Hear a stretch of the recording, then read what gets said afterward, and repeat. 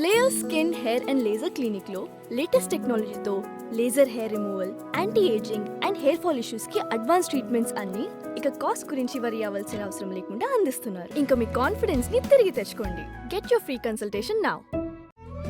తెలుగు వారి number 1 choice Telugu matrimony.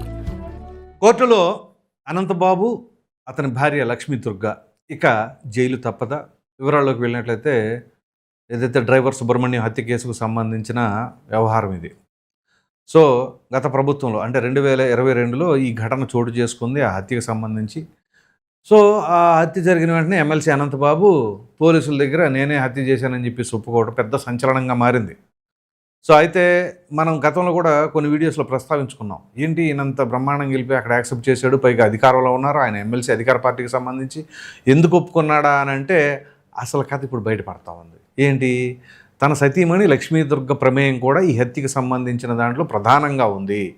So అది తవ్వితే ఎక్కడ బయటపడుతుందా, దర్యాప్తు చేస్తే బయటపడుతుందా, దర్యాప్తు జరగనీయకుండానే ముందుగానే మనం సరెండర్ అయిపోతే అసలు ఏ కూడా ఉండదు కదా అని చెప్పేసి ఆయన ఆ రకంగా ఒప్పుకోవడం, దాని తదుపరి ఆయన పైన నమోదు చేసిన సెక్షన్లో కూడా వివాదాస్పదం అవటం, చివరిగా ఆయనకి బెయిల్ వచ్చింది. ఆ బెయిల్ రాగానే ఆయనకి బ్రహ్మాండంగా ఊరేగింపులు, అసలు మామూలుగా కాదు, పూల హారతులు ఇవన్నీ జరిగినాయి. ఇదంతా జరిగితే అసలు కథ ఇటీవల బయటపడింది. ఏదైతే లక్ష్మీ దుర్గ ప్రమేయం ఉందని చెప్పేసి తేలిందో అప్పుడు ఆవిడని ఏటుగా చేర్చారు. కాకినాడలోని సిట్ కార్యాలయంలో సుమారుగా 12 రోజుల పాటు ఆవిడని విచారణ జరిపించారు. అంటే 84 గంటల విచారణ, 360 ప్రశ్నలు. తీరా కట్ చేస్తే సమాధానాలు 5% కూడా చెప్పల. 95% ఆవిడ చెప్పిన సమాధానం ఏంటి అంటే, అన్ని ప్రశ్నలకి 95% ప్రశ్నలకి ఆవిడ చెప్పిన సమాధానం ఒకటే, తెలియదు, గుర్తులేదు, మర్చిపోయా. ఇది. సో మరి ఆ విచారణలో ఏం బయటపడింది అంటే ఏమీ లేదు, 0. సో అందు గురించి ఈ కేసుకు సంబంధించిన అంశంలో ఎస్సీ ఎస్టీ కోర్టు నుంచి జిల్లా కోర్టుకు బదిలీ చేసింది హైకోర్టు. ఈరోజు కోర్టులో హాజరుపరిచారు అటు అనంతబాబుని, ఆయన సతీమణి లక్ష్మీ దుర్గని. ఆల్రెడీ దీనికి సంబంధించిన ఎవిడెన్స్లో ఆవిడ గతంలో చెప్పిన సమాధానాలు, తన తమ్ముడికి బాగోలేదు ఆ సమయంలో, ఏది ఈ అనంతబాబు హత్య చేసిన సమయంలో ఈవిడేమో నేను హాస్పిటల్కి వెళ్ళాను అని అంటే అక్కడ సీసీటీవీ ఫుటేజ్లోనేమో ఆవిడ అసలు హాస్పిటల్కి వచ్చిన దాఖలాలు ఏమీ కనిపించకపోవడం, ఇవన్నీ చూస్తూ ఉంటే ఇది ఖచ్చితంగా బ్రహ్మాండంగా వెళ్ళిన కట్టు కథ. అక్కడ మాత్రం హత్య విషయంలో వీళ్ళందరూ కూడా ఉన్నారు అని చెప్పేసి ఓ ప్రక్కన సిట్టు అనుమానపడతా ఉంది. ఇది ఇలా ఉంటే మరి ఇప్పుడు ఏం జరుగుతుంది, కోర్టు ఏం సమాధానం చెప్తుంది? ఎందుకంటే గతంలో కూడా దీనికి సంబంధించిన కేసులోనే సుప్రీంకోర్టు చాలా ఘాటుగా స్పందించింది.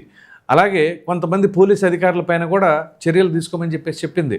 ఎందుకు మరి తూతు మంత్రపు కేసులు రిజిస్టర్ చేయటం, చూసే చూడనట్టు వదిలివేయటం, ఒక హత్య కేసుకి సంబంధించిన దాంట్లోనే ఈ రకంగా ఉంటే ఇంకేం జరుగుతుంది? అందు గురించే దీనికి ఒక డెడ్ లైన్ కూడా విధించింది. నవంబర్ 30 కల్లా కేసు మొత్తం క్లియర్ అయిపోవాలి, ఎట్టి పరిస్థితుల్లో దానికి సంబంధించిన తీర్పుని వెలువరించాలి అని చెప్పి చెప్పింది.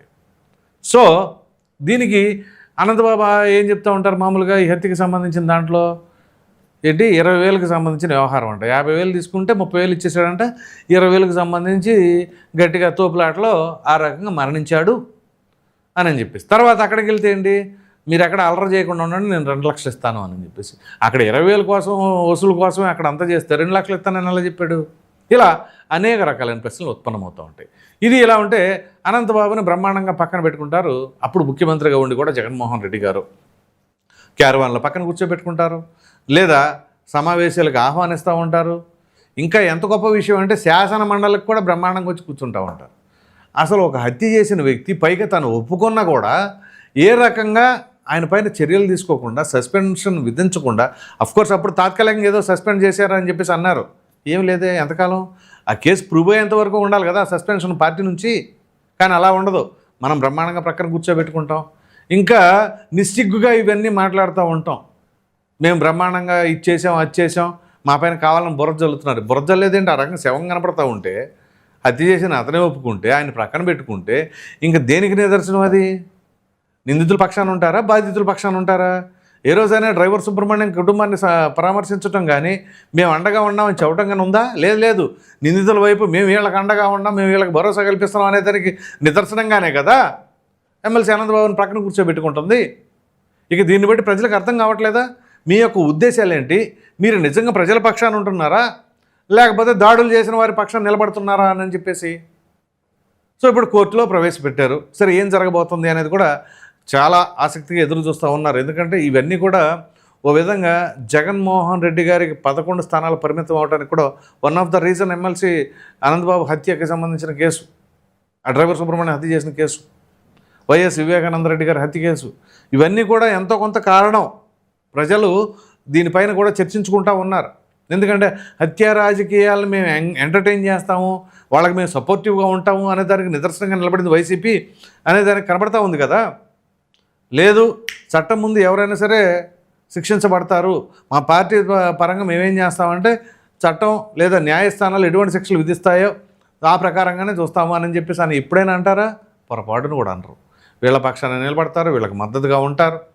ఇంకెవరైనా సరే వీళ్ళకి మద్దతుగా ఉన్నప్పుడు వీళ్ళకి వ్యతిరేకంగా ఎవరైనా మాట్లాడితే వాళ్ళపైన దుమ్మెత్తిపోస్తారు. ఇలా ఉంటుంది పరిస్థితి. సో అసలు ఈ హత్యకు గల కారణాలు ఏంటి? ఆవిడ ప్రమేయం, లక్ష్మీదుర్గ ప్రమేయం ఏంటి? అసలు ఎందుకు ఉంది? ఇది కేవలం డబ్బుకు సంబంధించిన వ్యవహారమైనా ఇంకా ఏమైనా ఉందా? అవి కూడా బయటకు రావాలి. సో ఆ రకంగా పైగా ఎమ్మెల్సీ అనంతబాబుకు సంబంధించిన కార్యకలాపాలు కానీ, న్యూడ్ వీడియో కాల్స్లో ఆయన చేసినవి కానీ, అలాగే అక్కడ అదేంటిది మారేడుమల్లి రంపచోడవరం నియోజకవర్గానికి సంబంధించిన వ్యవహారం, అక్కడ ఎమ్మెల్యేల పట్ల ఏ రకంగా ఉన్నారు, అంత ఈయన చెప్పింది నడవాలి అని చెప్పేసి వచ్చిన కథనాలు కానీ, వీటన్నిటికీ ఏం సమాధానం చెప్తారు? సో అదేమిటి అంటే, నేను దళితుల మేనమావని అని అంటే దళితుల్ని హత్య చేసే వాళ్ళని ఎంటర్టైన్ చేయటమా?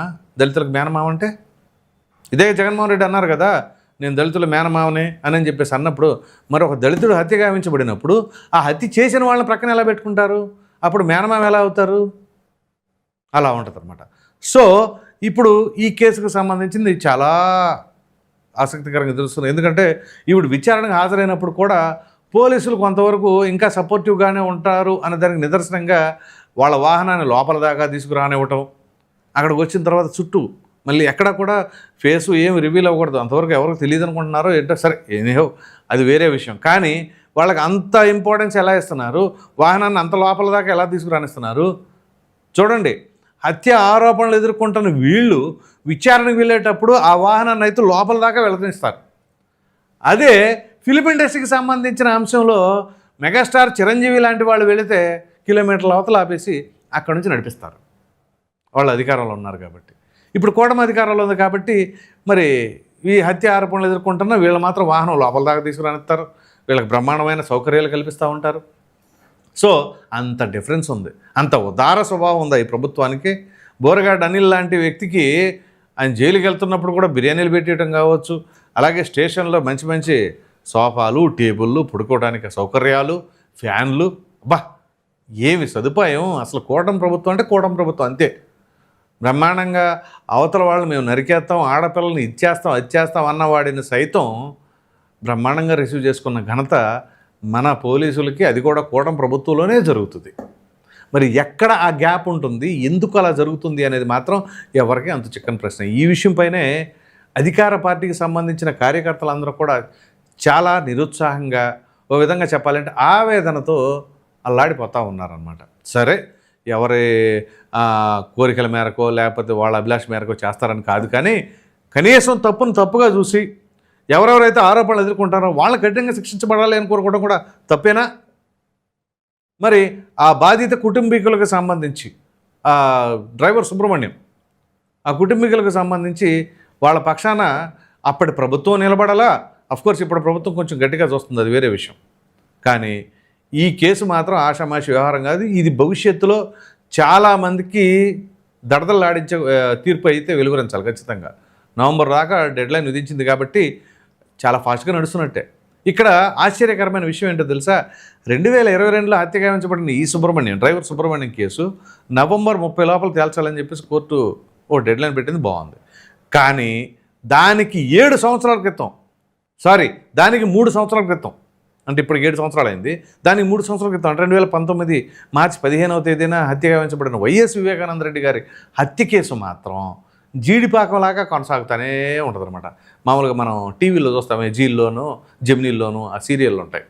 ఎపిసోడ్ల మీద ఎపిసోడ్లు, ఎన్ని ఎపిసోడ్లకు వస్తే అంత రికార్డ్ అనమాట. అలాగే ఆ కేసు మాత్రం అలాగే కొనసాగుతూ ఉంటుంది, ఈ కేసు మాత్రం త్వరితగతిన అయిపోతుంది. చూడండి, ఒక పొలిటికల్ ప్రమేయం అంటే ఒక పొలిటికల్ ప్రమేయం కాదు, ఒక పొలిటికల్ లీడర్కి సంబంధించిన హత్య కేసు, ఏదో ఆషామాషి ప్రొఫైల్ వివేకానంద రెడ్డి గారిది, అటువంటి వ్యక్తి కేసు మాత్రం అలా కొనసాగుతూ ఉంది. సో మొత్తానికి ఫైనల్గా చెప్పుకోవాల్సి వచ్చింది ఏంటంటే, ఈ ఎమ్మెల్సీ అనంతబాబు ఎవరిదైతే డ్రైవర్ సుబ్రహ్మణ్య హత్య కేసుకు సంబంధించిన దాంట్లో A1గా ఉన్నారో, అలాగే A2గా ఉన్న ఈ లక్ష్మీదుర్గ భార్యాభర్తలు ఇద్దరిని కూడా కోర్టుకు హాజరుపరిచిన క్రమంలో మరి తీర్పు వెలువరిస్తుందా, వాయిదా పడుతుందా, ఏం జరుగుతుందో, కానీ వాళ్ళకి ఎటువంటి శిక్ష పడితే బాగుంటుందని మీరు అనుకుంటున్నారో ఖచ్చితంగా కామెంట్లో తెలియచేయండి. Thank you.